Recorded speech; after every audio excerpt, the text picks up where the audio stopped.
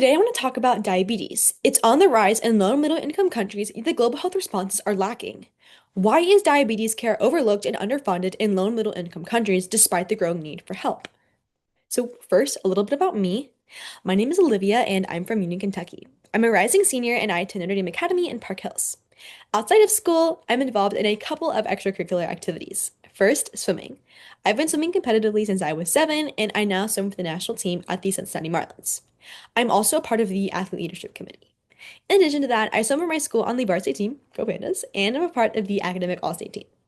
As for some of the clubs I'm involved in, I found a Global Health Advocates Club where our goal is to bridge health disparities in underserved areas. So far, we've had a fundraiser for Hurricane Helena victims in Appalachia that raised over $2,000 in a free mammography clinic and free vaccine clinic. I am also involved in a few miscellaneous honor societies. And of course, because I'm interested in all things diabetes, I'm currently working on some interesting research on cost-effective insulin storage in low and middle income countries. And one last thing I'm really passionate about is violin. I've been playing since I was 4, and I now play for the Cincinnati Conservatory of Music. Finally, I've also listed a couple of volunteer jobs I have worked. My goal later in life is to become an endocrinologist working in underserved parts of the world. Because I have type 1 diabetes myself, I'm extremely passionate about anything diabetes or chronic illness related. So, let's get into the meat potatoes of this presentation. What is diabetes and what care does it require? First off, there are two different types of diabetes. They often get confused. People look at me and they wonder how I have diabetes, or they tell me to stop eating candy, even though how I look or what I eat has nothing to do with my diagnosis. I have type 1 diabetes. It's lifelong and has no cure. My body turned against itself and attacked my pancreas, and now it doesn't work anymore. This means that I have to take insulin daily. To make life easier, a lot of us wear CGMs or continuous glucose monitors so we don't have to prick our fingers a bunch every day in order to check our sugars. I also use a pump so I don't have to deal with 1,000 insulin injections every day. The other type of diabetes is type 2 diabetes. This is when the body becomes insulin resistant due to poor lifestyle, genes, or old age.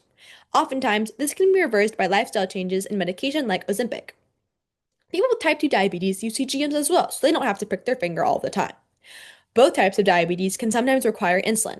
This happens in type 2 diabetics when they don't make any lifestyle changes or aren't able to. It is common to use CGMs in both types, and having a good diet and exercising often can make diabetes much easier to manage. In addition, I would like to mention how expensive managing diabetes is. If you consider the CGMs, the insulin, the pumps, the possible GLP-1 drugs like Ozempic, things can get very expensive, reserving care to only those who can afford it. Now that we know a little bit more about what diabetes is and what care it requires, we can talk about the rising diabetes crisis in low and middle income countries. How would you manage diabetes if you lived in a place where you didn't have access to care? So, the hidden global health crisis, diabetes in low and middle income countries. We often associate global health with infectious diseases like malaria, tuberculosis, or HIV. But what happens when chronic illness like diabetes becomes the bigger killer? As seen on the map, low and middle income countries bear the highest diabetes death rates. In total, low and middle income countries, or LMICs, now account for over 80% of the diabetes deaths worldwide. In fact, every 9 seconds, one person dies from diabetes. These regions face a double burden: infectious diseases and a rising number of chronic conditions like type 1 and 2 diabetes. Despite the growing need, why is diabetes care underfunded and overlooked in low and middle income countries? To answer this question, let's take a look at funding. What gets funded and why? To begin to answer that question, let's first dive into what in the world these charts are even talking about. The first chart shows the World Health Organization's budget, the blue bar, versus the DLY burden, the pink bar, and the mortality burden, the green bar. DLY, or disability adjusted life burden, means time lost due to poor health, and mortality burden means the impact of death on a population, often measured by what age death occurs. Compared to infectious diseases, non-communicable diseases, or NCDs, receive significantly less funding that is not enough proportion to the DLY and mortality burden in both Africa and the Western Pacific region. In fact, it appears that infectious diseases in both regions appears to be overfunded, while NCDs are underfunded. The second chart shows the relationship between the World Health Organization's budget and the global mortality and DLY rates. NCDs, while having a significantly higher burden than communicable diseases, receive significantly less funding. Why is this? International organizations prioritize infectious diseases since they are seen as urgent cross-border threats and often put donor country priorities first.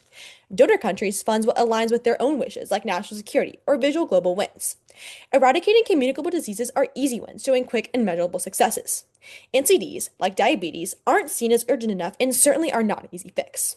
An illness like diabetes doesn't fit the typical model. It's chronic, slow-moving, and not a quick win. One would have to wonder, however, if you really cared, none of that would matter, right? Why are the donor country priorities so skewed? Our answer would be the medical industrial complex. So, the medical industrial complex is the network of businesses and organizations that profit from healthcare. But what does this mean for us? A lot of supplies that us diabetics use are companies or organizations in this network, like pharma or big tech. This network can lobby for what gets funded, produced, and scaled. If these companies know that they aren't going to make as much money as they would hope to in low and middle income countries, why would they bother trying to get products there? This means that care for people with diabetes in low and middle income countries isn't just overlooked, it's deprioritized. Because international relief organizations are often entangled with lobbying from donor countries, assistance towards diabetes gets overlooked. When you look at these price differences, it is quite obvious that Big Pharma could easily have some sort of market in low and middle income countries. So, what's stopping them? What's stopping them is the profit. Selling something for 89 cents versus selling something for almost $1,000 is a huge difference and a lot more money in their pockets. These drugs are absolutely essential for diabetes care, turning what is a necessity into a luxury item. Essentially, these prices reserve care for the elite since most people pay out of pocket due to limited insurance. If you add on shaky infrastructure, this means a very limited market. Pharma countries then justify this limited engagement in low and middle income markets as a business decision. The pharmaceutical lobbying and nonprofit global health organizations makes it even harder to integrate systemic change. That means millions are left behind. However, some good changes have been made, like price caps, but these programs are fragmented and not integrated. They cover limited countries and demographics. In fact, less than 10% of children with type 1 diabetes in 71 low and middle income countries got some sort of support, according to Access to Medicine Foundation. This is unacceptable and leaves hundreds of thousands of people behind. This illusion of support makes it easy for these organizations to sweep this lack of help under the rug. Standing up to Big Pharma means losing funding from donor countries, which could lead to even worse outcomes. This is part of a broader issue where corporate priorities shape global health responses. Countries are receiving much less support for non-communicable diseases, with less than 2% of all assistance targeting diabetes specifically. This underinvestment in profit-driven medical system in low and middle income countries is creating a silent epidemic, leaving millions without tools to manage a preventable, treatable disease. This isn't just a policy failure, it's a moral one. So, what needs to change? In conclusion, diabetes isn't overlooked because it's rare or insignificant.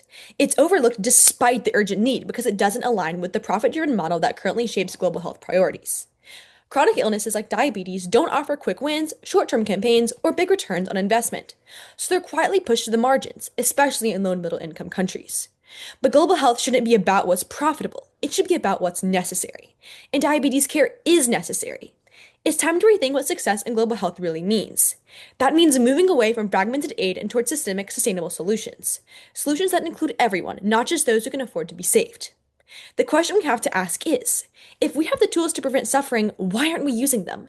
And who's being left behind because of it? Thank you for listening, and here are my references. And of course, if you would like to contact me, here is my email.